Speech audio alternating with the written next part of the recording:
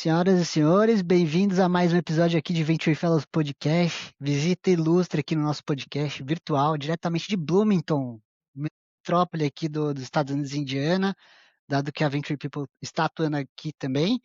E tem um convidado especial que é o Bernardo Doriot. Depois você pode me corrigir como você prefere ser chamado, Bernardo, que é engenheiro de controle e automação pela Federal de Santa Catarina, velejador nas horas vagas e CEO da Vultibras, que é uma das soluções de software para gestão de eletropostos que tem feito uma grande revolução aí no mercado, principalmente aqui na América Latina. A empresa que foi fundada em 2018 pelo Carlos Libardo, Eduardo Henck e Rodolfo Levin, quando tudo ainda era mato, né? Quando o mercado de veículos elétricos era muito incipiente, ainda tem muito a evoluir, né, mas ainda era muito incipiente, e a empresa já captou mais de 15 milhões de reais com MSW, EDP, Iberdrola e a Domo. E hoje eles estão atendendo clientes como Iporanga, Neoenergia, EDP, Multiplan, Green Yellow, e já opera em mais de 10 países. Quando eu estava fazendo a pesquisa sua, Bernardo, era 7 países. Já vi que o negócio já está despontando ainda mais rápido do que a gente imaginava, né? E você, naquela situação, quando eu fiz a pesquisa, imaginava dobrar a base de clientes da Voltibras aí no ano de 2016. Então, seja bem-vindo, Bernardo. É um prazer ter você aqui com a gente. Obrigado, Milton. Pessoal que nos acompanha, vai ser um prazer aí trocar uma ideia, compartilhar um pouco das nossas experiências, nossa bagagem. Show de bola. Uma coisa que me chama a curiosidade aqui é que você é velejador, né? De onde que veio essa paixão por velejar? Desde eu tinha 9 anos, né, a minha família já velejava e o meu atual sócio, o Rodolfo, a gente é amigo de infância, a gente velejava juntos. Então a gente foi para campeonato brasileiro em Fortaleza, Brasília, Rio, São Paulo. A vela nos ensinou muita coisa, nos abriu muitas portas também. Eu acho que no final do dia, acho que nós empreendedores sempre temos uma veia de esporte, né? Natação, corrida, sei lá, futebol, alguma coisa, né? E no meu caso é a vela, né? Bom, e aí falando um pouquinho da Vultibras, você fundou a empresa em 2018, né, quando ninguém tinha quase carro elétrico, pelo menos eu não conheço ninguém até hoje que tenha carro elétrico, só híbrido no Brasil. E aí eu queria perguntar para você, como que surgiu essa convicção de apostar nesse mercado, que praticamente não era incipiente? De onde que veio esse input? Essa ideia, né, de empreender esse segmento veio durante a faculdade ainda, né? E os demais sócios, a gente estudava engenharia. E a gente estava naquele momento de buscar trabalhar em alguma empresa ou fundar alguma empresa ou enfim, acho que o jovem busca o seu lugar no mundo. E naquela época a gente sempre estava muito atento ao mercado, à inovação, a tendências, porque eu sempre acreditei que você empreender no mercado muito maduro é muito difícil, né, porque o mercado já você perdeu o timing, né. Então, até dou o exemplo do patinete, acho que a onda do patinete ela já passou, né, quem investiu hoje no patinete acho que é um pouco tarde, né. Da mesma forma, inteligência artificial, vários setores que começaram, né, tiveram a sua o seu auge e depois diminuíram. Então você precisa pegar um mercado que é uma tendência ainda, né. Então, a gente viu lá em 2018, até um pouco antes, né, de fundar a empresa, a gente já observava que o futuro da mobilidade seria elétrica, autônoma e compartilhada, né. Então hoje o carro autônomo, ele é uma realidade, não é tão presente muito por conta de legislação, né. Se o carro autônomo atropelar alguém, quem que é o culpado, né? É o motorista que não estava dirigindo, é a montadora. Então existem algumas questões de legislação, mas é uma realidade. O carro compartilhado também, né, o Uber, são carros compartilhados, né, não aquele carro necessariamente que você pega como patinete, mas o Uber é um carro compartilhado, né, 99, as outras plataformas. E o elétrico agora também está virando uma realidade. A gente acreditava nisso lá em 2018, ouvindo diretores de montadoras que traziam essa visão, e a gente acreditou nessa visão desses especialistas, né. Acho que é muito difícil você separar o que que é fumaça, o que que é realmente coisas que vão virar real mesmo, né, e a gente fez uma aposta forte, claro que foi também crescendo e desenvolvendo à medida que o mercado foi crescendo também, né, porque quando você trabalha no mercado inovador, o mercado que é uma tendência, você não pode também pisar fundo no acelerador a toda, porque pode ser que não seja, né. O equilíbrio de acelerar e saber ver o mercado acontecendo é muito importante para você surfar a onda no momento certo, né. E como que foi para você construir um negócio quando, provavelmente, por exemplo, empresas como Ipiranga, os seus clientes atuais não tinham nem consciência que tinham esse problema, né? Como que foi para você emplacar o primeiro cliente? Quanto tempo levou? O primeiro cliente demorou quase 1 ano e meio da ideia inicial, pela modelagem do negócio, né? Acho que não é exclusivo do nosso negócio, acho que muitos outros empreendedores passam por isso também, que é encontrar o product market fit e encontrar realmente quem tem aquela dor. Porque você tem uma ideia inicial, você quer fazer uma solução X, você acha que vai atender um determinado público, mas na prática não é bem assim, né, quando a gente vai a campo, testa a solução, vê que não era aquele público que realmente ia comprar a solução. Então a gente testou vender para a prefeitura, vender para o governo, vender para montadora, vender para shopping, para construtora, todos os segmentos possíveis a gente tentou validar, ver que era realmente o ICP, né, e aí viu que o nosso ICP são, é o que chama de redes de recarga, né, que são empresas do setor de energia ou do varejo que querem montar a sua rede de recarga, né. E aí, então assim, a primeira venda aconteceu depois dessa validação do ICP e ela foi mais natural, porque a gente já estava nesse processo de validação.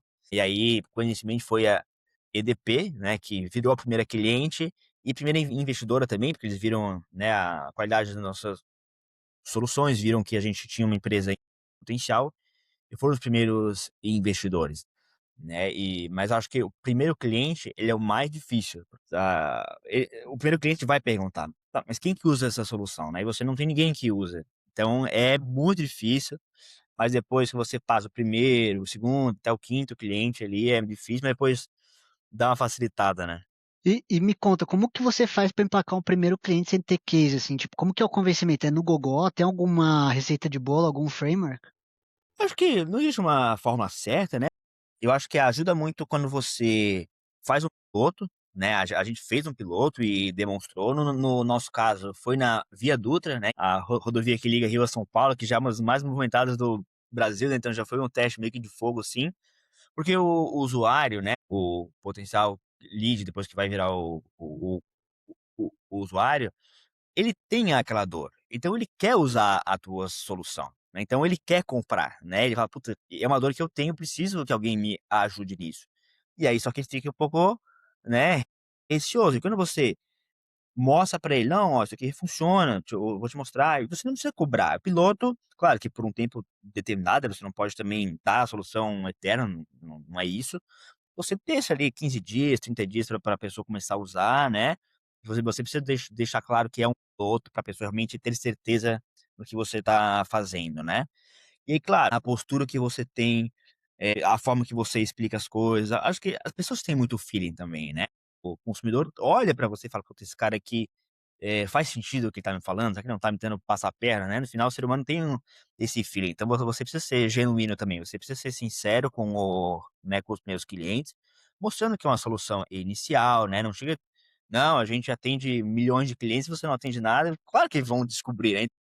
Você precisa ser sincero, né, e trazer as validações com base em pilotos. Acho que foi como a gente fez e é a forma que eu mais acredito, embora tenham outras formas também, claro, né.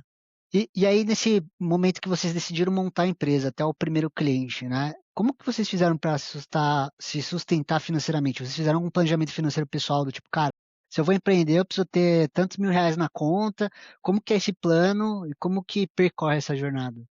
No nosso caso em especial, como a gente ainda estudava, né, a gente não ninguém dependia do nosso trabalho, né. A gente ainda né, graças a Deus, hoje com trabalhar contar com as nossas famílias, né, faculdade ali, você ainda tá naquele momento que não tem a obrigação de trabalhar, né, de sustentar uma família. Mas o que ajudou muito, as coisas também você não viu nas pesquisas, Milton, que eu e o Rodolfo, né, que é um sócio, a gente dava aula de vela, a gente era professor de vela nos finais de semana. Então, além de ser nosso hobby, como a gente gostava muito, a gente dava aula também. E assim, puta, pra gente era o máximo, entendeu? Dava aula pra pessoas em juiz, pra donos de empresa, de software e tudo. Então a gente teve muito contato também nesse momento dando aula de vela. E era um trabalho que assim, puta, era sábado à tarde, então a gente ganhava mais do que gente que trabalhava a semana inteira dando aula de vela, né. Então a gente foi guardando um pouco de dinheiro ali das aulas de vela, e enquanto a empresa ia sendo validada. Então a gente, no final de semana, ganhava dinheiro para poder se sustentar, né.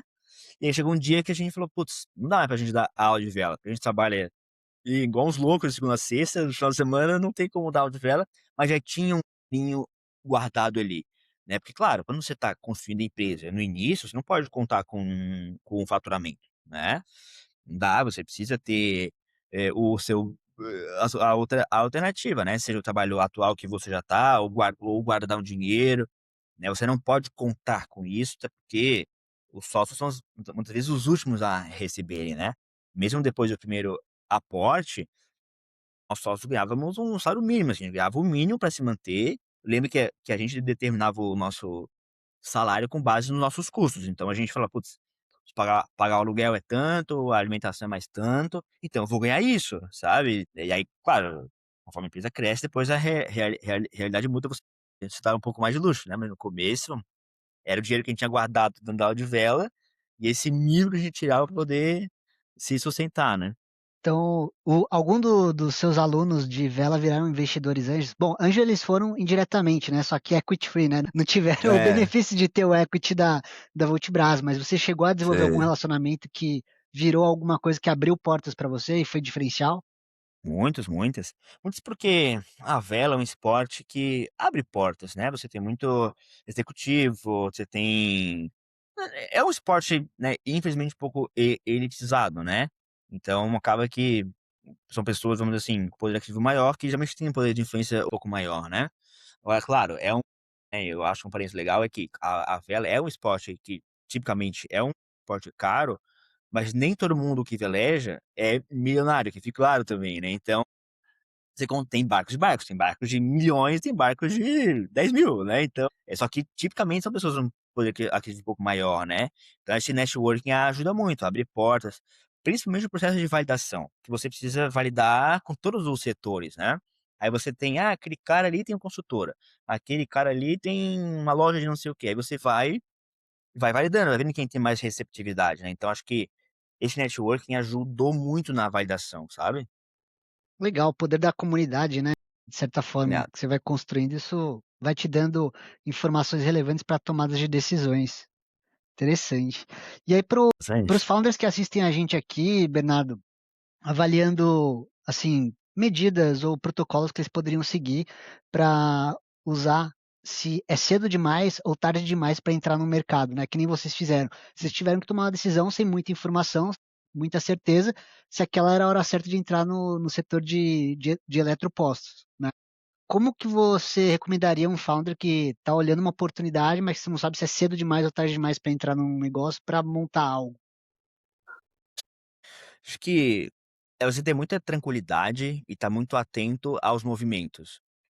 Então, vamos supor que a gente pega uma nova tendência agora, né, que hoje é um estudo simplesmente, né, que sinceramente eu tô até por fora, acho que eu não sei qual que é a nova tendência hoje, assumindo que é uma tecnologia de determinada.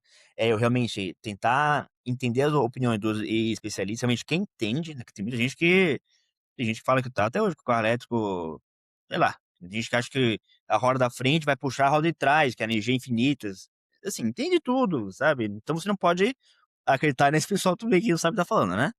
Mas é importante você estar muito atento aos sinais do mercado mesmo, das pesquisas, né, estar muito atento a isso, mas principalmente ir a campo e tentar vender ou emplacar aquela tecnologia que você está desenvolvendo, ou aquela tese, ou aquela tendência que você está levando para o mercado. É o mercado que vai dizer se está cedo ou se está tarde, e cabe a você ir regulando a sua velocidade. Né, claro, você precisa ser um pouco mais rápido, porque também quando você fica para trás, você fala: "Não, eu vou esperar a tendência, depois eu começo". Não, você já ficou para trás também, né. Mas aí você não pode crescer muito rápido, você não pode acelerar com muita força, porque senão você quebra, porque você ficou muito grande, o mercado não, né, não acompanhou. Então, é difícil, você está muito atento ao que o mercado está dizendo, crescer no ritmo certo e também saber a hora de largar. Eu acho que você precisa ter muito claro: "Olha, eu vou até aqui", né, porque às vezes o empreendedor às vezes não, né, mas maioria das vezes o empreendedor, ele é resiliente, ele não quer desistir, né. Só que às vezes você precisa. Eu achei que isso ia ser uma tendência, mas não foi. E quantas coisas a gente achou que iam revolucionar o mundo, iam mudar tudo e não aconteceu, né. Então você também precisa meio que no poker, assim, falar: "Cara, eu vou até aqui", poker ou ações mesmo, né, eu vou comprar ação até aqui eu vendo, porque se você vai crescendo, crescendo, crescendo, né, então você precisa colocar um gatilho meio que, físico, sabe, temporal, de não simplesmente esperar você achar. Não, você fala assim: "Ó, se até a data tal eu não conseguir fazer essa venda ou a data tal eu não conseguir tal coisa, eu vou desistir". Você precisa também saber dizer não. Ao mesmo tempo que você precisa ser resiliente e controlar e ouvir o mercado, você precisa saber até onde você vai, porque senão você vai entrar numa furada muitas vezes, né. Tem que ter um plano de no mercado financeiro o pessoal fala de stop loss, né, parar a Stop perda. Então loss. tem que ter o Exatamente. botãozinho lá, ó, passar esse tempo, ou se não bater esse milestone, essa meta, a gente falou, voltar 2 passinhos para trás, né. Isso. Bota, entendeu? Ou desiste, não, esse negócio esquece, cara, entendeu? Vou começar daqui 2 anos, eu vou engavetar, vou começar outra coisa, né. E aí nessa jornada teve algum momento que você ficou perto de desistir, de continuar com a Multibras? Acho que isso acontece sempre, né, acho que todo dia a gente pensa um pouco, né, será que eu não devo desistir do negócio? Porque eu acho que a gente tinha, vamos dizer assim, os stop loss nossos, sabe, que a gente falava: "Olha, se até a data tal, se tal coisa não acontecer, a gente vai largar", porque realmente a gente não é maluco também, né, de se jogar num negócio que é uma furada. Mas não teve nada, assim, que nos fez falar: "Putz, acho que a gente precisa desistir, acho que a gente precisa abandonar o negócio". Agora, é importante dizer que todo dia a gente pensa em desistir, porque fala: "Putz, não é fácil, sabe, empreender, né, a vida não é fácil, é de todo lado, sabe, desde o cliente que tá apertando, o concorrente que tá vindo com mais força, aí você acha que o gringo, né, vai vir para o Brasil e vai pegar o mercado. Então todo dia, que você não vai conseguir fechar o round lá e você não vai ter mais dinheiro. Então todo dia a gente pensa em desistir, mas ao mesmo tempo pensa nas soluções, né, ao mesmo tempo que vem, aquele questionamento de "vou desistir", vem o questionamento do que eu posso fazer para passar por essa dificuldade, né. E aí é de todos os lados. E a gente acho que todo empreendedor sabe aí das dificuldades que a gente está dizendo aqui. Importante de novo, é ter a resiliência, mas saber até que ponto é resiliência e até que ponto é loucura, né. Então, pelo que eu entendi, o que fez você continuar é ter clareza de qual que era o stop loss e nunca chegar no stop loss, e a resiliência de Isso. manter firme naquilo que vocês acreditavam, né. Isso. E eu acrescentaria um ponto, que é você não ser apegado às ideias ruins, ou seja, se a gente achou: "Ah, nossa tese é essa, a gente vai vender assim", e o mercado mostrou que não era, saber pivotar, saber mudar o rumo, né, corrigir o rumo. Porque às vezes você fala: "Não, eu vou tentar mais um pouco aqui", às vezes você precisa mudar. Então acho que pouca gente sabe, mas a ideia inicial da Multibras era ter pontos próprios, a gente queria montar uma rede de recarga, né, a gente queria comprar os equipamentos e montar uma rede. Só que era um negócio de capital intensivo muito grande. E a gente não tinha dinheiro, a gente tinha um dinheiro que a gente economizava, em vez de ir no japonês, ia no guardava pra se sustentar, não tinha milhões pra investir em rede, né. E aí a gente falou: "Não, esse negócio não é pra gente, a gente pode fornecer o software", porque a gente estava desenvolvendo o software também para atender os nossos próprios pontos, e vamos usar esse software para vender para quem vai comprar os carregadores. Porque claro que uma Multiplan, uma empresa de energia, tem muito mais dinheiro do que eu, na guerra do Capex eu vou perder com certeza, né. Então saber pivotar o negócio, saber entender tempos e movimentos de ir recalculando a rota, né. E acho que a gente deu certo, não chegou no stop loss, porque a gente soube recalcular a rota, né, porque várias vezes a gente estava indo em direção a uma rua, que não tinha saída, e falou: "Não, não é aqui", e voltava e buscava e você vai, né, e aí claro, você tem um core business, você tem uma tese, você vai ajustando, né. Não existe aquela ideia perfeita inicial que: "Ah, é isso aqui e vai no alvo". Não, você vai fazendo essas curvas e vai encontrando o caminho, né. Legal. Pelas pesquisas que eu fiz, eles transacionaram a primeira cobrança de recarga elétrica no Brasil foi em 2021, se eu não estiver enganado, que é 3 anos depois da fundação da Voltibras, né. O que que aconteceu nesses primeiros 3 anos, né, eu sei que você teve o primeiro cliente aí depois de 1 ano e pouco, mas o que aconteceu nesses 3 anos e como que foi a evolução do produto, da versão 1 para que vocês têm hoje, né, que estão operando hoje? Sim, quando o mercado iniciou, esse mercado de recarga de veículos eletrificados, as recargas não eram faturadas, eram de graça, né, você ia num shopping, você ia num supermercado, você ia num posto e carregava de graça, né. Por muito tempo foi assim, porque não tinha tecnologia de pagamentos. Nossa tecnologia veio para suprir justamente isso, né, você não tinha como cobrar uma recarga. E aí de 2018, na fundação da empresa, até 2021 ali, que quando foi a primeira recarga paga, a gente saiu de um MVP, vamos dizer assim, de uma solução super simples, a uma solução de pagamento. Que a gente acha que a solução de pagamento era muito simples, né, eu coloco ali um checkout, passo o cartão e cobro, né. Só que não é assim, você tem toda a inteligência por trás, você tem todo o back-end que comunica lá do carregador até o adquirente para liquidar o pagamento. Aí você tem fraude, aí você tem milhões de coisas que precisam ser superadas, né. Então, não é só: coloca o gateway ali", entendeu. Então foram 3 anos de desenvolvimento, né, porque lembra que 2018 foi a fundação da empresa, ou seja, a gente tinha um MVP, um piloto que foi validado com a EDP, primeira cliente, até ter uma solução de pagamento. E lembrar também que, eh, 19, 20, 21 era pandemia. E ali a gente, assim, respirou por aparelhos, né, acho que muitas empresas passaram por isso, de você realmente não saber o dia de amanhã, e principalmente por se tratar de tecnologia e inovação, né, era uma disrupção no segmento de veículos, a pandemia deu uma segurada, porque, né, o mercado de veículos também deu uma mudada na dinâmica.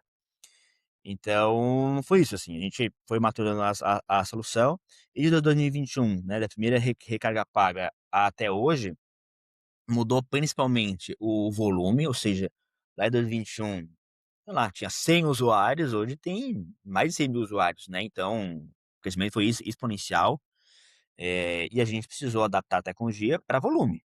Né, que é outro desafio também, né, porque você começa a desenvolver a tecnologia, você faz para pouco volume. Porque se você fazer para muito volume, fica muito caro. E aí você vai tendo que eu pego no time de tecnologia aqui, para estar sempre refatorando o sistema, né. Eu, embora seja da engenharia, não sou desenvolvedor, né, mas é todo dia tem que refatorar o sistema, porque agora é isso, agora tem mais volume, agora tem mais transação, agora tem mais risco, agora tem mais não sei o quê, e a gente tá sempre me correndo atrás do próprio ralo, assim. Mas foi isso. Eu acho uma coisa que mudou bastante também, que é bem legal, é que no começo, e acho que isso passa com as tecnologias também, tá, com Pix, banco digital também. No início, você tem os early adopters, né, que são aqueles caras que, sim, são fissurados no Tesla, que adoravam o carro elétrico, que importavam, né, faziam importação independente. Então eram pessoas que entendiam tudo de carro. Hoje não, hoje qualquer pessoa tem um carro elétrico, né, então o vozinho lá que não sabe mal ligar o carro, ele comprou um carro elétrico. A tecnologia precisou atender esse público também. Antes era só os nerds que usavam a tecnologia, hoje não. Hoje é a senhorinha, entendeu, que acha que vão clonar o cartão dela. No início era aquele pessoal mais nerd, aquele pessoal que estava mais ligado na tecnologia. Hoje não, hoje todo mundo tem banco digital, né, Pix também, né, o senhorzinho faz também, né. Então isso é um detalhe bem importante também, que foi, o tipo de público que foi aderindo à solução, né. Uma coisa que me chama a atenção é que o negócio de vocês, ele é muito ele se vende para um cliente enterprise, né, são grandes empresas no final, que contam com a solução de vocês. E aí quando você começou lá pequenininho, né, que estava iniciando o primeiro projeto na Dutra, você convenceu esse cliente por meio do piloto, né. Os clientes subsequentes, eles foram sempre no mesmo do piloto. Qual que é o go to market que você recomendaria para alguém que tem uma startup pequena que foca no cliente enterprise para emplacar o primeiro negócio, né? Qual que seria a sua recomendação? Sim. O primeiro foi um piloto, porque nunca ninguém tinha usado a solução e isso não tinha prova nenhuma, né, que é a nossa palavra contra do cliente, ninguém tinha visto a solução funcionando, né. Então o primeiro foi isso. O segundo e o terceiro, eh, a gente usou muito o nome do primeiro cliente, claro, né, você tem que, lógico, pedir autorização, né, você precisa manter um alinhamento com o primeiro cliente, né, Sim. para que o primeiro cliente ajude você a fazer as outras vendas, por meio de depoimento, por meio de case, por meio de, enfim, você precisa usar esse primeiro case como um chamariz para as outras corporates, porque é muito normal essas contas enterprise olharem e falarem: "Tá, mas quem que usa essa solução?", né, "Você tem algum case?". Aí você puxa o case, e aí É isso. Uma outra coisa que ajuda bastante, claro, assim, você pode fazer um piloto, né, acho que não é proibido, lógico, não ele não é só ele, você pode usar outros artifícios, né, um deles como eu dizia, são os depoimentos, né, são as referências, mas, você manter um relacionamento com essas contas enterprises. Você não vende você não vende pra uma conta pequena pra uma conta grande da mesma forma. Conta grande você precisa ter relacionamento, você precisa ir lá, se apresentar, mostrar a solução. Não, às vezes nem chegar numa mentalidade de venda no primeiro momento, né, mas de ir lá, de benchmark, de conhecer a dor dele, de se apresentar, né, de uma segunda reunião, sabe, você precisa ter um pouco mais de calma, um pouco mais quase que um ABM, assim, né, é um pouco mais chato, é mais moroso, mas é o trabalho, quer dizer, é o como você vende para uma conta grande, né, não é uma venda que ele vai assinar o pedido no mesmo dia, até porque são muitas pessoas envolvidas, né. E tem um ponto também, Milton, que eu acho que é um pouco chato, mas é uma realidade, que é o seguinte, aí quando o gestor de uma empresa grande contrata uma solução, ele tá colocando o nome dele meio que em me meio que em risco, né, porque ele que bancou aquela solução, ele que escolheu aquele fornecedor, né. Isso pode comprometer a carreira dele, né. Quando ele contrata uma empresa grande, né, a Microsoft contrata a SAP ou a Oracle, uma empresa muito grande, se essas empresas falham, tudo bem, a Microsoft falhou, né, como se nunca alguém tivesse visto, né, o Windows falhando, mas tudo bem, é a Microsoft, tudo bem. Quem diria que a Microsoft ia dar um problema? Agora, se é uma startup, entendeu, se é uma empresa pequena e ela falha, entendeu, primeiro que os fundadores da empresa, eu tenho certeza que vão se dedicar muito mais para resolver o negócio do que o Bill Gates lá, que nem sabe o que você exige, né. Mas ainda assim, aquele gestor, aquela pessoa que contratou você, ela vai ficar numa situação muito complicada. É lógico, a empresa é pequena, é lógico que ia dar errado, né. Então você precisa deixar aquele gestor muito tranquilo, de que ele tá fazendo uma escolha certa, porque ele vai ter que bancar você depois. Então acho que todas as ações que você faz, têm que ser orientadas a isso, né, de tranquilizar aquele gestor, falar: "Não, a minha solução é nova, mas a gente já validou, tem um case andando, a gente fez teste assim, assim, assim". Então é uma venda muito mais de se provar, mostrar que você, eh, vai conseguir fazer, e depois que você ganha nome, aí não, aí é diferente, aí depois que você já tem mais cases, as pessoas: "Não, fulano já usa a solução", puta, aí é muito mais fácil, muito mais fácil. Por isso que os primeiros 5 clientes são os mais difíceis, depois não que não seja difícil, né, mas é mais fácil que os primeiros, com certeza. E aí, nesse momento que você tinha cliente, você já tinha investidor ou ainda era sem investidor? Então, curiosamente, o primeiro cliente foi o primeiro investidor, porque quando a corporate, né, a EDP, a gente foi lá, fez o piloto, eles olharam e falaram assim: "Putz, vocês são 4 pessoas trabalhando na empresa, a EDP aqui, sei lá quantos mil funcionários tem, fatura milhões não, bilhões, né. Pô, vocês não vão conseguir atender a empresa". E aí, como eles tinham o braço de Corporate Venture Capital, eles investiram, então mesmo tempo que eles compraram a solução, eles foram investidores também. Isso foi muito legal, porque a gente, pôde desenvolver a 4 mãos muita coisa. Então assim, e claro, eu não digo que foi sorte ou foi preparo, acho que as 2 coisas andam junto, né, acho que não existe só preparo, acho que a gente tem que contar um pouco com a sorte, mas a sorte por si só ela não faz nada sozinha também, né. Tem que ter um equilíbrio de sorte e de realização. Mas a gente conseguiu ter um primeiro cliente, um primeiro investidor que coincidentemente foi a mesma empresa. E aí eles investiram, a partir dali, putz, cara, você ter fundo acreditando ajuda muito também, né, ainda mais se é um fundo que tem um respaldo, né, é um fundo, com nome, né. E aí você ter a EDP, por exemplo, como investidor, você entende que isso também pode ter te atrapalhado para desenvolver novos clientes, que eventualmente são concorrentes da própria EDP? Isso depende muito da mentalidade do fundo, né, de como que o fundo se comporta e como que tá a tua governança frente a essa corporate que investiu em você. Então, por exemplo, a gente vende a solução para concorrentes deles, né, desde o começo, inclusive o maior concorrente deles investiu na gente também, né. Iberdrola, para quem não sabe, a EDP Portugal é a empresa de lá e são vizinhos da Espanha, onde tem a Iberdrola, né, como se fosse a Eletrobras aqui, lá tem a Iberdrola na Espanha e a EDP em Portugal. e eles acabam conflitando. Primeiro que Portugal e Espanha têm uma certa rixa, né, de Sim, natural, e depois por ser um mercado de energia, e eles têm fronteiras ali que às vezes, esse cliente aqui é de um, é de outro, então eles concorrem globalmente. E os 2 investiram na gente, né, então, pra gente, assim, não sei nem como explicar como a gente conseguiu equilibrar essas 2 corpos, né, cap table, é para você ver a maturidade que a gente teve de conseguir lidar com o investidor, que era uma corporate, e com os clientes que também são corporates, né. Acho que tá tudo tudo de como você coloca as coisas, né, e deixar claro para aquela corporate que você quer vender, que o investidor, ele não é o dono da empresa, o dono é você, ele botou dinheiro na empresa, né, ele não vai ter acesso aos seus dados, ele não vai roubar o seu projeto, né. sim. Então é muito da maturidade do fundo, para não interferir também, né, porque se o fundo puta, se o cara do fundo tá indo na reunião com você, no concorrente, vai ficar meio estranho, né. É isso, assim, acho que é como você conduz as coisas. Para nós não foi não foi uma dor, né, não foi Pra uma vocês dificuldade. foi uma decisão consciente disso ou você sente que teve sorte? Porque eu fico pensando no lugar do empreendedor, né, que a gente tem pouco acesso a conhecimento nos cursos de graduação sobre a dinâmica do venture capital e do corporate venture capital, né. Então eu pensando como empreendedor hoje, com o conhecimento que eu tenho conversando com você, falou: "Bom, se eu vou receber o investimento de um corporate venture capital, quais perguntas que eu vou fazer para esse corporate venture capital para garantir que eu vou ter independência em termos de governança, para que não impeça eu evoluir meu negócio?"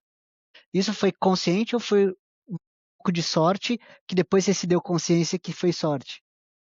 Não, foi um movimento muito pensado. Claro, assim, é uma preocupação, né, não tenho dúvida, e é uma preocupação super válida e ela precisa ter. Mas a primeira coisa, você precisa conversar com outras empresas, outras e startups que foram investidas e entender essa dinâmica, porque nem toda corporate funciona da mesma forma. Eu sei de outras corporates, né, que investiram em startups e não foi tão legal para startup, onde a empresa acabou interferindo. Por mais que não tenha controle, puta, se você tem o fundo, né, que investiu lá, você tem uma dívida com ele, ele tem ingerência no negócio, não dá para negar, né. Ele não tem assento no board. É, mas você tem uma dívida com ele, entendeu? Indiretamente ele manda na sua empresa. Então é muito importante você fazer um benchmarking, falar com outros empreendedores que já, né, que já são investidos por aquele fundo, isso independente de ser um CVC, sabe, mesmo como um fundo financeiro, você precisa conversar com, startups que são do portfólio, entender a dinâmica. Depois, claro, aí termos jurídicos mesmo, e entender ali os controles, né, os mecanismos até de saída, né, porque você não pode também ficar amarrado na corporate eternamente, você precisa também ter como soltar as amarras, né. Porque no final do dia, dependendo do negócio, do timing, a a corp, você ter um VC por trás, pode ser muito bom, ele pode alavancar muito a empresa. Mas você precisa saber o que você está fazendo, né, ver se você não está assinando um trato ruim, você fazer o benchmarking, conversar com os empreendedores, é fundamental para você não entrar na emboscadas, né. E aí os 2 são gringos, né, então um é espanhol, o outro é português. Eles já tinham negócios no Brasil antes de investir em vocês ou não? A Iberdrola tem, né, o Energia, né, que é a distribuidora de energia quase todo o Nordeste ali, Bahia, Rio Grande do Norte, e tem uma coisa em São Paulo, e a EDP tem distribuidora em São Paulo e Espírito Santo. Então eles têm negócios, mas assim, distribuidora de energia, não tem Não de nada a ver startup, com né? startup. Sim. A Iberdrola mesmo, a gente foi a primeira empresa deles da América Latina. A EDP tinha já uma empresa do portfólio aqui do Brasil. Agora você pergunta, né: "Tá, mas como que convence, como que você Sim. faz esses caras investirem aqui, né?" Cara, assim, é muita conversa e explicação, e eles acho que confiam muito no empreendedor também, sabe. No final o negócio é entre pessoas, e eles acreditam que eu, Bernardo, entendo o mercado brasileiro. Eles estão apostando em mim, né, porque sabe que o Brasil, com todas as dificuldades que o nosso país tem, é um país próspero, né, independente de cenário político, qualquer coisa, pô, o Brasil tá crescendo há muito tempo, né, talvez não tanto quanto a gente gostaria, mas é um país próspero, né. E agora, vou dar um exemplo, lembra que a gente fez uma mudança para sair do Simples Nacional, com aquele mecanismo que você inclui uma entidade imperativa, né, acho que é uma prática bem adotada. Os espanhóis não entenderam isso, eles achavam que a gente estava cometendo um crime, que não, como assim você vai botar uma no caso a gente colocou em intermediação de negócios, tá. Aham. Que faz sentido pra gente, tá? E não, mas você tá errado, porque se alguém coloca uma atividade que não exerce, você tá mentindo. Não, no Brasil é assim que funciona, entendeu? Você pode, se quiser colocar no objeto social uma atividade aqui, claro, desde que não tenha uma regulação, né, por exemplo, um hospital, um banco, eu posso botar, entendeu? E eles não entenderam isso, entende? E pra eles isso, sabe, tá cometendo um crime, entendeu? Então tem algumas coisinhas que você tem que explicar por A mais B, fala: "Não, é assim", né, o advogado para explicar, mas eles confiam muito no empreendedor, né. Legal. Aí como que você recebendo dinheiro, por exemplo, da Domo, né, que é um player mais financeiro, e de um Corporate Venture Capital, você sente diferença de como lidar com os 2? E se sim, qual é essa diferença, né, no dia a dia de um empreendedor lidando tanto com CVC quanto com VC? Acho que são 2 pontos. O primeiro deles é que o fundo financeiro, ele busca retorno financeiro, né, só retorno financeiro, né. Claro, não que não seja importante, né, mas ele busca isso. A corporate também busca, né, e é importante dizer isso, não é que eles vão rasgar dinheiro e vão perder dinheiro com você, mas eles têm, algumas coisas mais intangíveis que eles buscam também. Então aquela sede do retorno num fundo financeiro é um pouco maior, né. Não que no CVC não tenha. Então em negócios que não são, vamos dizer assim, eles não são tão escaláveis, tão nitidamente escaláveis, né, porque hoje um fundo fala assim: "Não, ou você vale bilhões ou eu não vou investir em você", né. O CVC já olha um pouco diferente, fala: "Ah, se esse cara aqui valer meio bi, 3 milhões já tá legal, entendeu? Pô, o cara já me deu um músculo, ele já ajudou na minha operação aqui, então essa cobrança por você valer 500 vezes mais, ela é um pouco menor num CVC por ele não olhar somente o ganho financeiro. Então esse é um ponto que acaba mudando, e o outro ponto é o tipo de apoio que você vai ter pela natureza do negócio. Então, a corporate ela é do segmento, então ela tende a te ajudar com desafios do segmento, né. Sobre estratégia de investimento de carregadores do setor de energia. Claro que a Iberdrola contribui muito mais que a Domo, né, porque a Domo, né, até brinco lá, o Franco não sabe nem a diferença do carro elétrico com a combustão. Ele falou assim: "Pô, Leonardo, esse carro aqui chega até São Paulo?" "Chega, Franco." "Não, mas ele não pega fogo." "Não, Franco, pode comprar esse carro e eu levo", entendeu? Então assim, pra Domo, eles não são tão próximos do setor de recarga. Então não tem como eles ajudarem tanto. Agora, o que que onde eles ajudam? A Domo tem um portfólio grande, então ela entende de startup. Ela fala: "Olha, você está pagando uma folha muito alta, esse indicador aqui não é legal", porque ela tem um benchmarking de startup, né, então é uma ajuda diferente, né. Por isso que é legal você ter um CVC e ter um VC raiz, né, um fundo financeiro, porque o fundo financeiro ele te dá ele te dá uma ajuda, digamos assim, ele tem uma visão de negócio, independente do setor, né. O CVC não, o CVC ele olha mais o setor e menos a startup. Por isso que eu acho que é legal essa composição, né. Legal. E aí, olhando um pouco para a expansão de vocês, né, vocês são relativamente novos, né, é uma empresa nova, de 2018 para cá, sendo que começou a operar na transação em 2021, né, a gente tem aí vai fazer 5 anos agora. Vocês já estão expandindo para mais de 10 países. Normalmente quando tiver uma startup, ela fala assim: "Não, deixa eu dominar primeiro o Brasil, me assentar aqui, e depois eu vejo América Latina, Europa, whatever, né, onde quer que ela queira expandir". Como que foi essa tomada de decisão para vocês, de falar assim: "Cara, vamos abrir já logo o Latam, em vez de ficar focando aqui no Brasil"? Como que foi para tomar essa decisão? Acho que foram 2 motivos. O primeiro deles é que, como o nosso mercado é um mercado tensão, eu tenho um tanto de crescimento do timing do mercado, né, eu dependo ainda do crescimento da venda de carros para a gente crescer junto. Então a gente teve realmente uma explosão no crescimento de venda de carros elétricos agora em 24 e 25, né, com a chegada da BYD, GWM, a Geely agora. Então a gente tinha um pouco do limitante do tamanho do mercado, então isso foi uma forma de você aumentar o teu mercado endereçável, até atendendo a América Latina também. E o segundo ponto que contribui é que quando você olha os Estados Unidos, digamos assim, é a série A, aí depois a série B Europa, aí a série C é o Brasil, a série D é a América Latina, aí você a série D, sei lá, né. Sim, E assim, eu não tô aqui falando que os Estados sim, Unidos é melhor que a Europa, que é melhor que não é isso, né. É a realidade, a tecnologia chega até os Estados Unidos, né, é um sim. fato, não é opinião, né. Eu adoro a América Latina, acho que são lugares super legais, super desenvolvidos, só que estão um pouco atrás do Brasil. E o Brasil, principalmente, está atrás da Europa, né? E onde que isso é interessante? Para a América Latina, a gente vem do futuro da mobilidade elétrica. Então eles perguntam: "Como que assim, me conte o que que acontece no futuro". Daí ele fala: "Olha, no futuro vai ter bastante carro elétrico e vai ter fila para carregar o carro aqui". Beleza. Da mesma forma que a gente olha para Europa e prevê o futuro olhando para Europa.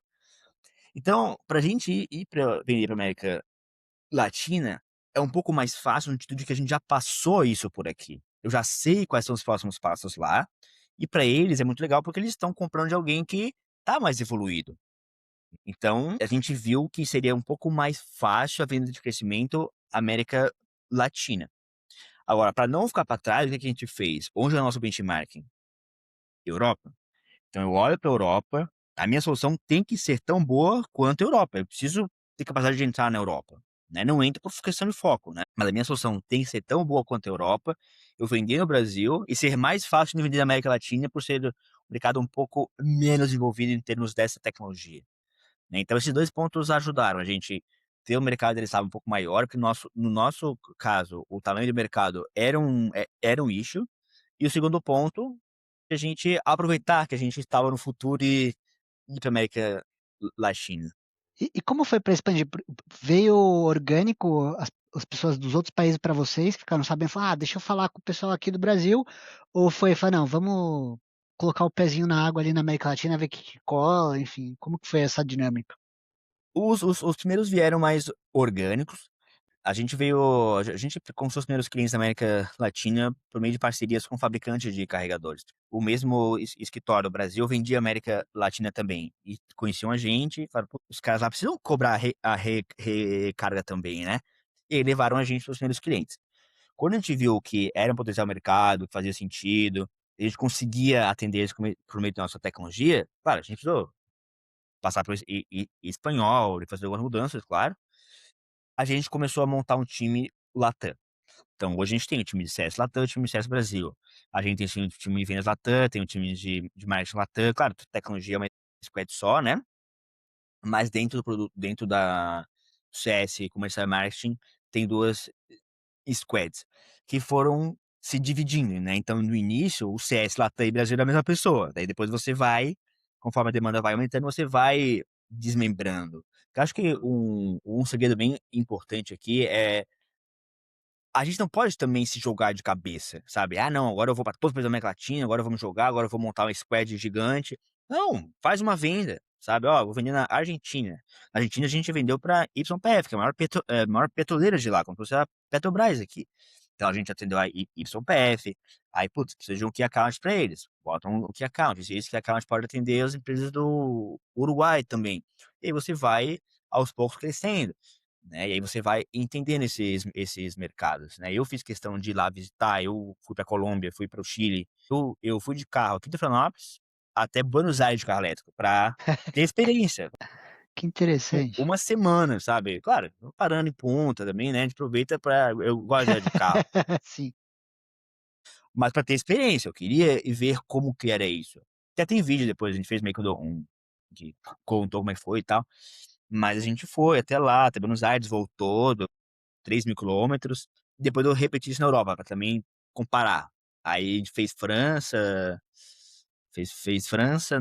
Noruega, Alemanha e voltou pela Bélgica, sabe, deu aquela volta toda lá, sim, pra ter a comparação. Mas eu fiz questão de ir pra América Latina e ver e entender a cultura, né, não dá pra achar que América Latina é um Brasil 2, não, tem nada a ver, sabe, a cultura, como eles compram, como eles pensam, como inclusive cada país é diferente também, né, a gente acha que a América Latina é como uma coisa só, não é, tem nada a ver, né, Argentina e Uruguai, são vizinhos, não tem nada a ver, né, nada, a comida é diferente, a cultura é diferente, o jeito de falar, o espanhol é diferente, né. sim. E aí você, o seu time que atende a América Latina, ele tá todo centralizado em Santa Catarina, na Floripa, na Aqui CAT. no Vocês nosso ficam na CAT, headquarter. né? No mesmo No espaço. espaço aqui, né, tem um prédio, um office aqui na frente, e sim, o time todo fica aqui, e claro, comercial, marketing, as áreas sem ser produto e tecnologia. Produto e tecnologia estão aí Sim. né, pelo Brasil, né. Mas o time Latam fica aqui também, inclusive a gente contratou pessoas que são de fora, né, tem gente da Venezuela, da Colômbia, de Cuba, tinha uma menina que era de Cuba, e eles trabalham daqui para manter a cultura, para estar acompanhando, né, e trabalham todos a partir daqui de Florianópolis, pra gente ter a cultura é muito importante, né, você tá próximo, tá vendo o que tá acontecendo, especialmente nesse movimento de expansão, mas trazer pessoas nativas é bem importante. Eu aprendi a falar espanhol, né, mas aquele espanhol que não é igual ao nativo. Sim, Por mais que eu tente, não é. A gente deu aula de espanhol para o nosso time, sabe, né, as pessoas que atendem Brasil e América Latina, então, por exemplo, Pio é o mesmo para os 2. Aí ele fez aula de espanhol, entendeu. E se vira, consegue conversar com o cliente, sim. né. Não da melhor forma, mas o cliente também entende que a gente tá se esforçando para falar com eles, né. E aí, o que que isso impactou ou não impactou a cultura da própria Vultibras, né? Começar a pensar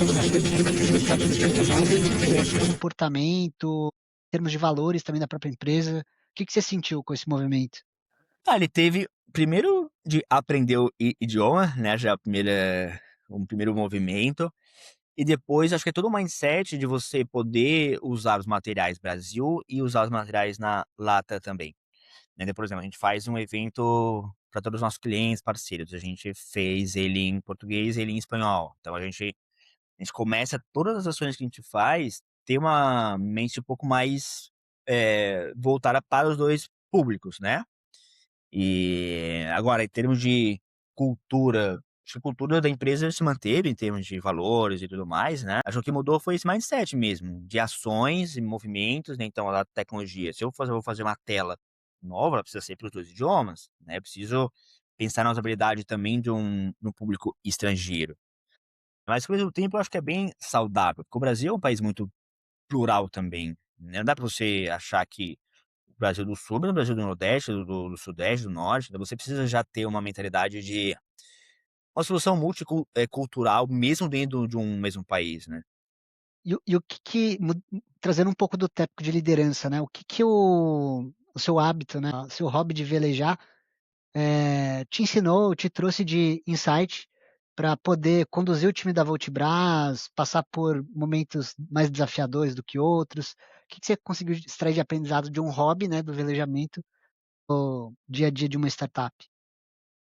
O primeiro ponto, independente se a gente tá numa calmaria, se a gente tá num vento muito forte, tá numa tempestade, num dia de sol, o barco tem que estar navegando, né, então você não pode se deixar levar pelas influências externas, né, das dificuldades, dos desafios, se estar numa tempestade, estar num dia de sol, o barco tem que estar navegando.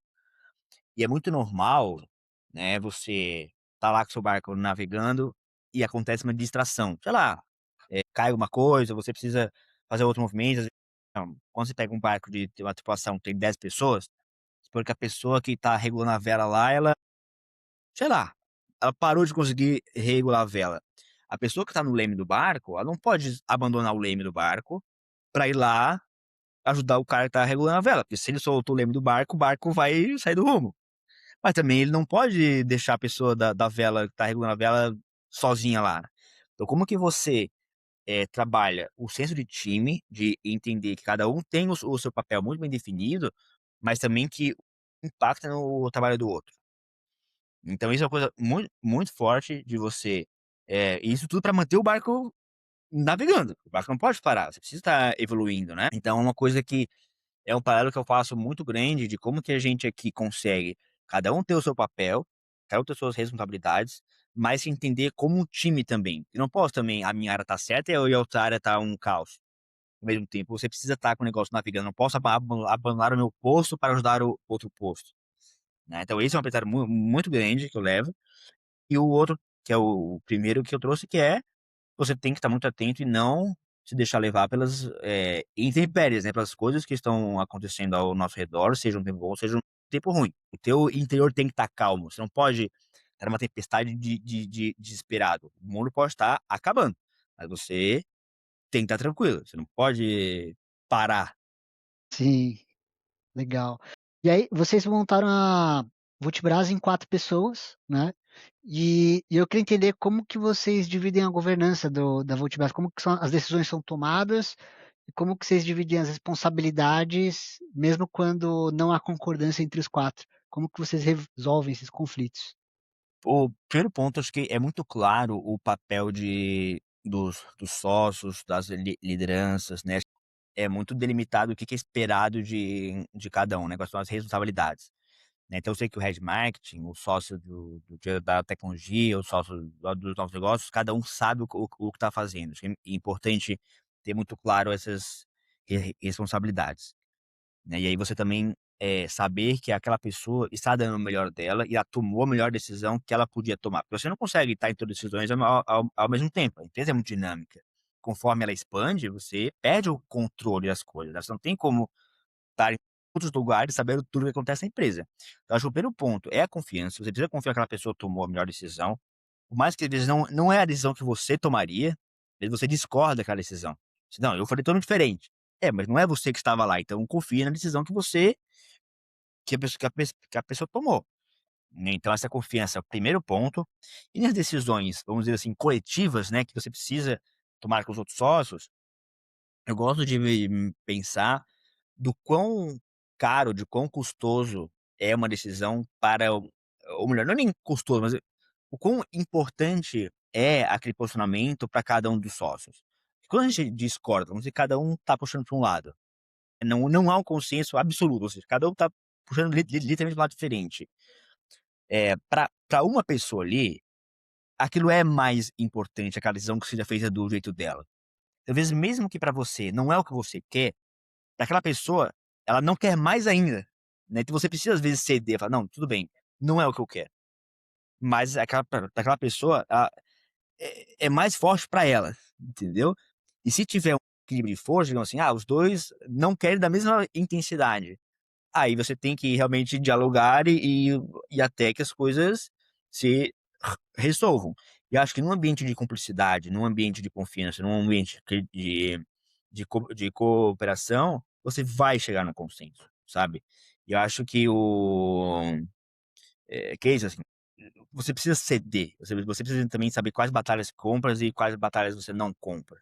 Até hoje eu consigo lidar com todos os impasses, a gente já tiveram muitos, mas como que você a aceita a opinião do outro, mesmo discordando, né, porque numa sociedade equilibrada, vamos dizer assim, tecnicamente, né, independente das porcentagens de cada um, hora um vai ceder, outro vai ceder também, né, esse equilíbrio vai prevalecer. Agora, se numa situação só uma pessoa cede, aí temos um problema, né, um problema até de maturidade eu diria, né, porque assim, vão ter situações que para aquela pessoa é muito mais importante do que você que seja do jeito dela, por uma crença, por um valor que a pessoa tenha, e às vezes inverte, às vezes pra você, você faz mais questão que seja feita daquela forma, né, e a gente nunca precisou invocar o poder do share, falando: "Ah, eu tenho mais ação que você".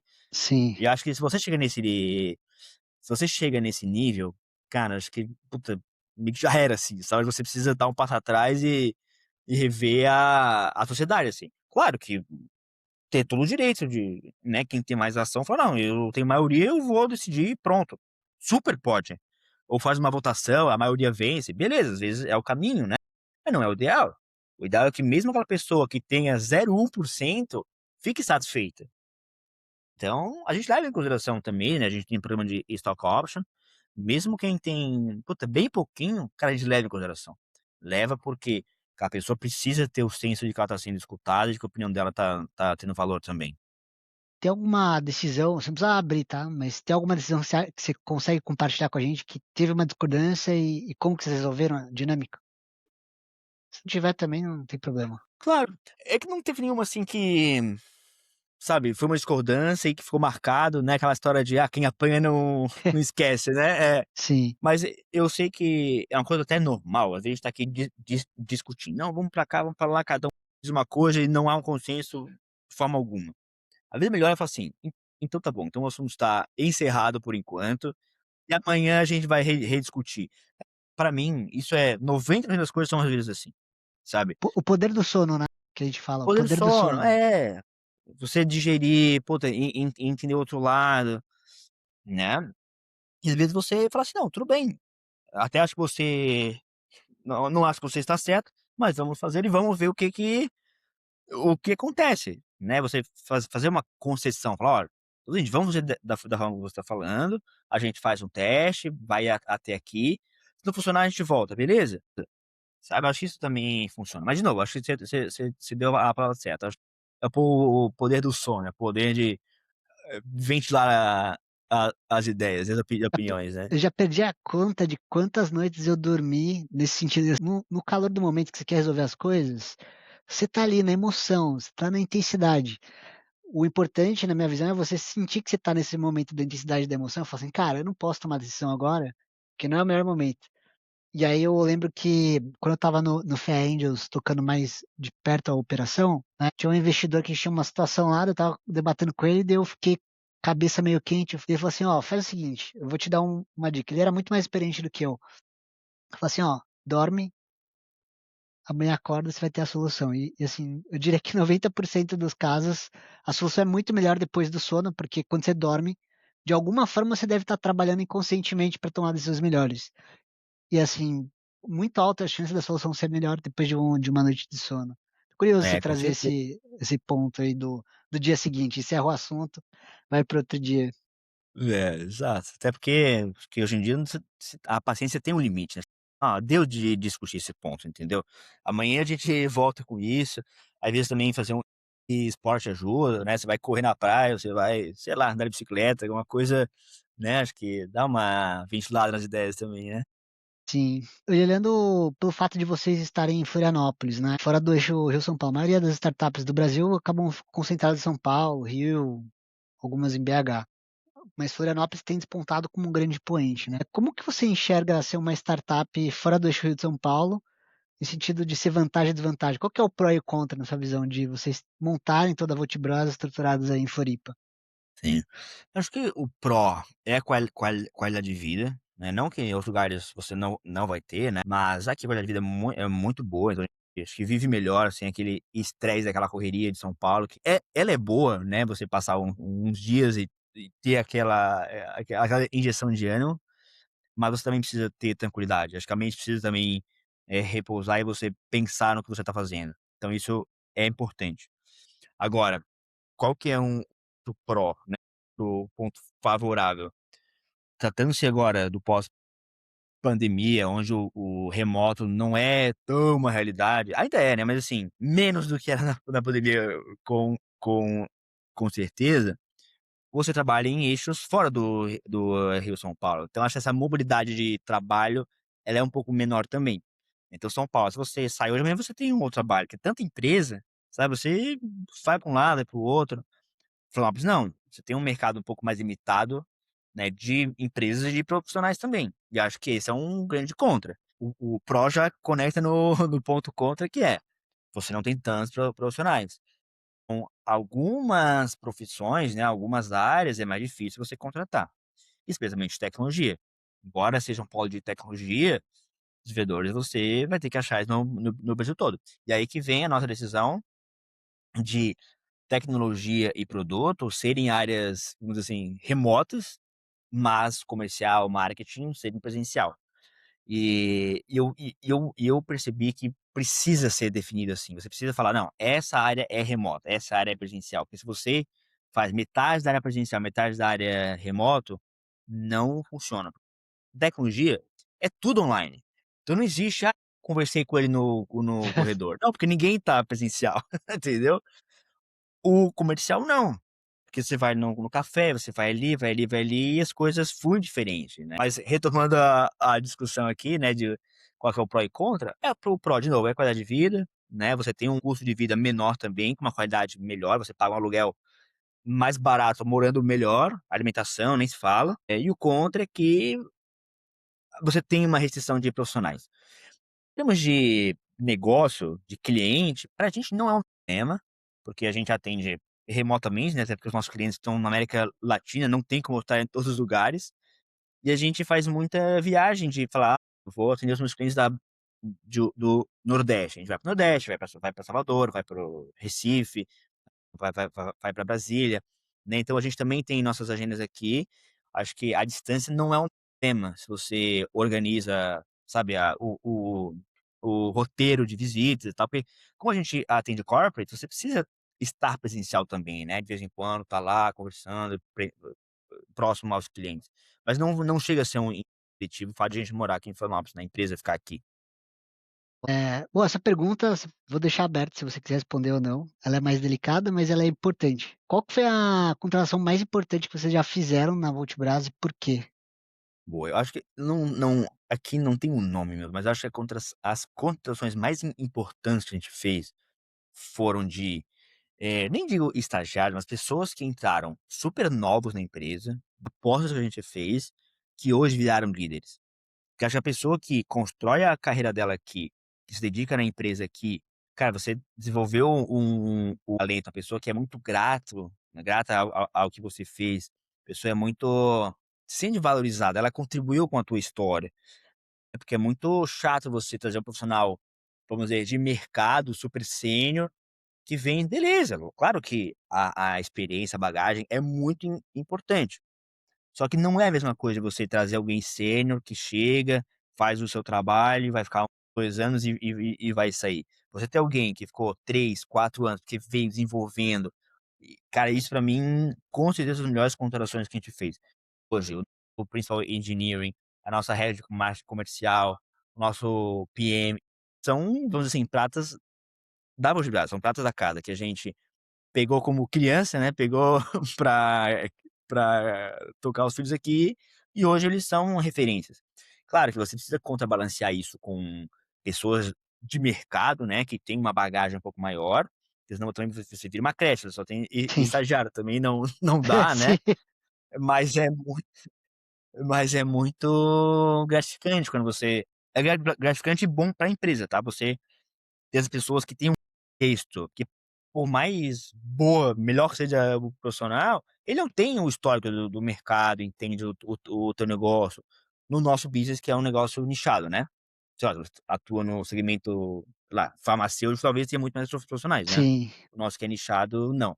Então as melhores contratações foram aquelas que a gente apostou num talento e a pessoa se desenvolveu.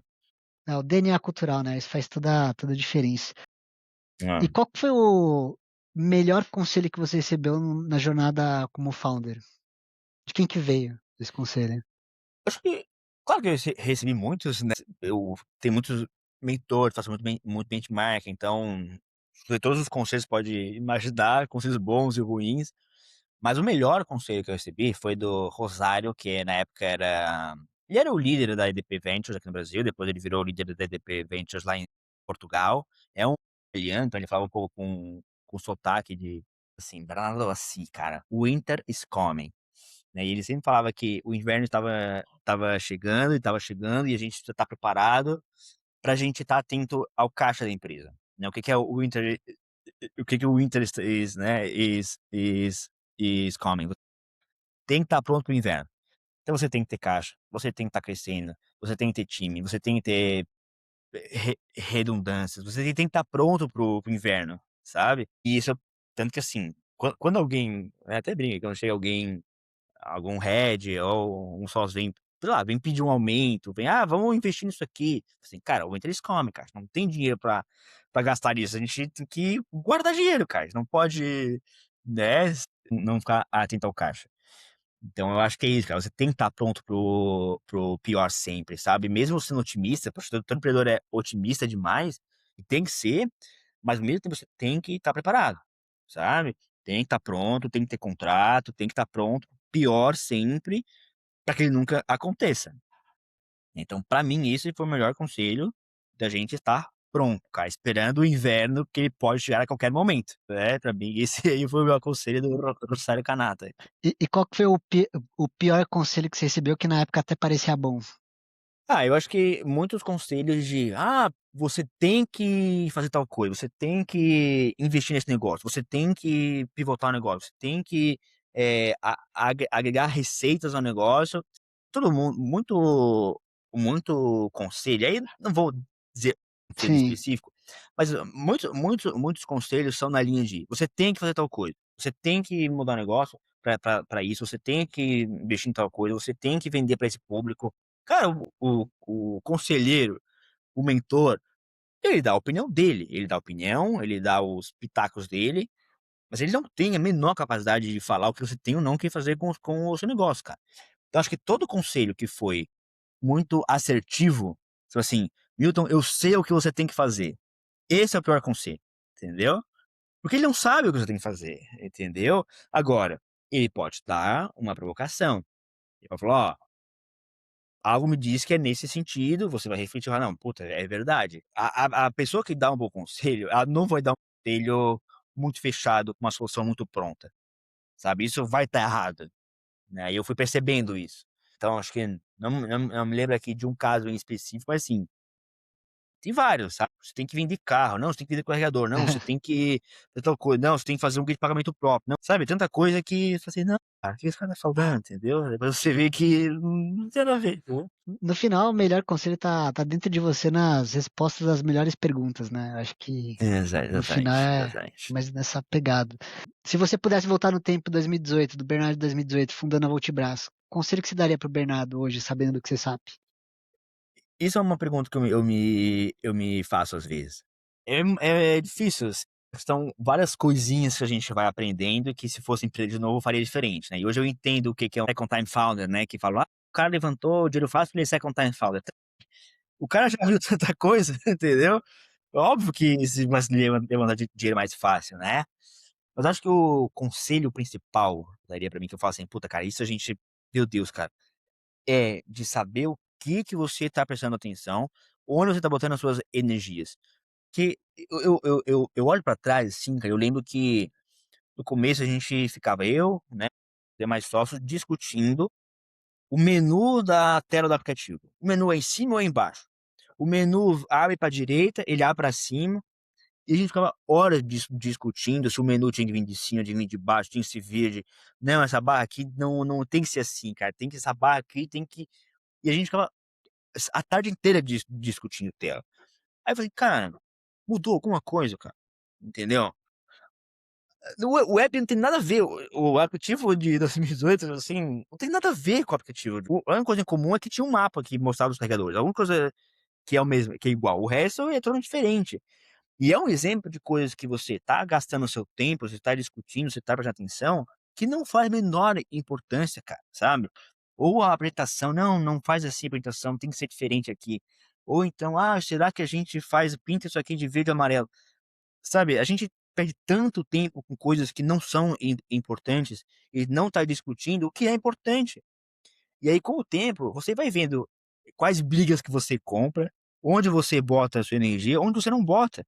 E acho que no começo, e até você perceber isso, você botou tanta energia em lugar que não precisava, sabe. Você: "Pô, podia ser tão mais fácil se eu não tivesse botado tanta energia nisso". Só que é uma coisa que só o tempo vai dizer, só é a maturidade que vai te trazendo, né, sabe, de você entender o que que é importante, o que que não é, o que que você tem que gastar tempo, o que você não tem que gastar tempo, não existe um manual, e isso que é o pior, é porque também você não pode ignorar os detalhes, às vezes o detalhe vai mudar o jogo ali. Então não é assim também: "Ah, se um detalhe eu não vou prestar atenção", não é isso. Mas é difícil, cara, então, se eu pudesse voltar, acho que certamente muitas coisas que eu dei atenção, eu não daria, e coisas que eu não dei tanta atenção, eu daria, sabe. E aí a gente está fechando aqui, tem mais 2 perguntas aqui para a gente fechar. Uma é: qual livro, podcast ou recurso você recomendaria para founders que estão construindo startups B2B de infraestrutura? Ou se for mais geral, pode ser geral também. Estou falando mais de B2B, infraestrutura, que é mais o seu mercado, né. Cara, eu acho que de infraestrutura, né, o nosso setor, eu acho que independente do setor que você trabalhe, você tem que estar muito atento a tudo, sabe, a todos os segmentos, a tudo. Eu acho que você precisa ser, muito curioso e ter muita fome de buscar coisas que eles não é do teu nicho. Então, por exemplo, eu leio sobre indústria farmacêutica, eu leio sobre carro, claro que tem muito a ver, eu leio sobre indústria naval, eu leio sobre a aviação, adoro a aviação, sabe, acho que você precisa estar muito atento a tudo que está acontecendo no mundo, para poder replicar isso ao seu negócio, poder ver as boas práticas, né, acho que às vezes a resposta não está no teu nicho, ela está de fora. Então, eu tento copiar tudo, sabe, desde, a indústria da mineração, pô, o que que tem a ver, cara, sabe, ele trabalha com software aqui, mas você consegue trazer insight, você consegue, ver: "Ah, o cara fez assim lá, puta, eu posso fazer no meu negócio aqui". Então você tá muito atento, sabe, a notícias, a dinâmica dos setores, né, não ignorar outros setores, por mais distintos que eles sejam do seu. Confesso assim que, infelizmente, não tenho muito hábito que eu sou muito direto. Então, por exemplo, se eu tô com uma dificuldade, é a minha visão, né? Pode estar muito errado, mas assim, se eu quero aprender sobre ele, eu vou ler um livro de Menin.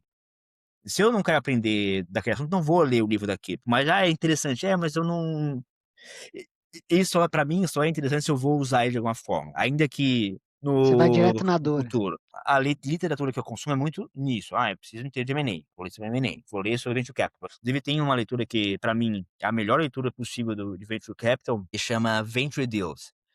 Que, salvo engano, o título, sabe qual que é mesmo? Sei, Brad Feld, né? Brad Feld, acho que é É, o. eu Eu sempre tô esqueço ligado. o autor. Acho até você acha o PDF dele e tal. Dá pra comprar Sim. na Amazon também. Né? Seria É mais isso aí, é isso inteligência aí. advogado, é. Cara, esse É Brad livro. Feld, Jason Mendelsohn. Cara, esse livro é o único que eu acho que. O único, né? É talvez um dos principais que quem tá empreendendo, quem depois pensa em levantar capital, tem que ler. Esse livro, pra mim, diz muito. Ele é infelizmente, né? Então você tem que. Mas também não é uma leitura muito difícil. Cara, pra mim, é o único livro assim que eu falo, não, esse eu li e esse eu indico pra todo mundo que tá empreendendo, que quer levantar dinheiro. Aí fora isso, eu acho que tem outras literaturas, claro, assim, né? Falando que eu não leio nada, né? Mas eu vou muito na dor, assim. Então eu quero saber de M&A, quero ter sobre Venture Capital, o livro do Venture Capital, né? Legal. E a última é, se a audiência pudesse sair desse episódio com uma lição, qual que deveria ser a lição que ela deveria sair desse episódio que a gente gravou aqui juntos? O que que você gostaria que ficasse marcado para os founders aqui? Eu acho que é uma coisa que me marcou muito, uma coisa que eu volto e meia preciso relembrar, que a nossa jornada enquanto empreendedor, ela é meio que uma roda gigante, né? Então, a horas tá em cima, horas tá embaixo, né? E a gente tem que se acostumar com isso. Só que a gente não se acostuma nos momentos altos, nos momentos baixos, né? E eu acho que o empreendedor, ele todo dia ele tá na montanha-russa, não, na roda gigante, várias vezes em cima e embaixo. Se você olhar tudo que a gente passou, ela é muito sobre esse equilíbrio, né, de horas tá em cima, horas tá embaixo, horas da discussão é o fim do mundo, horas da discussão tá resolvida, tá tudo pacificado. Horas você não sabe o caminho, horas o caminho reaparece também. Então a gente precisa entender, né, a nossa jornada como tempos e movimentos, até, né, fazendo aquela ponte com a navegação, hora você tem a tempestade, horas você tem o tempo bom, né, e a gente tem que lembrar disso. É uma coisa que a gente esquece, né, e pra mim, esse exemplo da roda gigante, ou da montanha-russa, que o pessoal fala também, quando tá embaixo, cara, isso tem que ser uma constante. Você tem que estar muito, muito claro que a jornada é assim e não pode perder de mente. Pra mim, isso é só, a pessoa sair com esse estalo, assim, e não esquecer disso, acho que vai poupar muito dor de cabeça e muita frustração também. Tem alguma válvula de escape para lidar com essas emoções? Tipo, atividade física, velejar mesmo, sei lá. É viajar aí praia, mar, eu adoro água, né. Mas acho que a válvula de escape, já tá internamente em você falar: "Beleza, é assim mesmo", e nem deixar abalar, sabe. Acho que chega um ponto que, assim, cara, você nem se abala. E estamos felizes. Ok, estamos tristes que agora, pô, tomamos um tiro gigante aqui. Ok, entendeu? Claro, não vou você ser imune à felicidade, Sim, imune às derrotas, mas você tem que estar sempre sereno ali. E a válvula de escape, claro que você perde um pouco a linha ali, né, você deixou escapar um pouquinho, no meu caso é a vela, e a vela é o mar, é estar em contato com a natureza, né, acho que quando você vai para a natureza, né, e coisa é muito louco, assim, você tá aqui: "Não, porque o investidor isso, porque o fundo aquilo, porque o não sei o quê, o valuation". Cara, você para, vai na praia, não existe valuation, cara, existe o mar, a areia e você, entendeu? E acho que quando você sai desse mundo digital, né, desse mundo de negócios, você vai para o mundo real, pra natureza, pô, você vê que aquilo que você tá se preocupando nem existe. Uma coisa na cabeça que não é o fim do mundo. É por isso que a natureza pra mim, o mar, enfim, é muito legal porque ele, nos traz de volta pra realidade. Muito bom. Show de bola, galera. Obrigado pela audiência de vocês. Bernardo, muito obrigado por ter aceitado o nosso convite de estar aqui no Vente Fellows Podcast. Se você quiser deixar um recado pro pessoal também, eu já sei que você deixou uma lição maravilhosa para todos nós, né? Não só founders, mas se quiser deixar um recado pro pessoal, falar como o pessoal pode entrar em contato com você, como você pode trocar ideia, enfim, fica à vontade. Claro, acho que pelo meu LinkedIn eu sou super ativo lá, tô sempre postando, sempre acompanhando, então quem quiser pedir uma ajuda, uma mentoria, né, acho que muita gente me ajudou nessa trajetória, eu acho que, né, o tal do give back, né, a gente precisa ajudar os outros empreendedores, então eu gosto muito disso, eu acho que a gente aprende muito também ajudando as outras pessoas, né. Então pode me chamar no LinkedIn, meu nome tá aí, né, Bernardo Durier, né, nome inglês. Então quem quiser Ramiamo, entrar em Ramian. contato, putz, pode me chamar ali que certamente eu vou responder, vou trocar ideia ali, certamente. Show. Pessoal, não esqueça de dar o joinha, compartilhar, comentar. Beijo grande no coração de vocês. Adoro a audiência de vocês. A gente faz isso com muito carinho. Espero que tenha contribuído aí para o desenvolvimento de todos. Beleza? Valeu, beijo, tchau. Valeu, Fui. Milton. Tchau, tchau.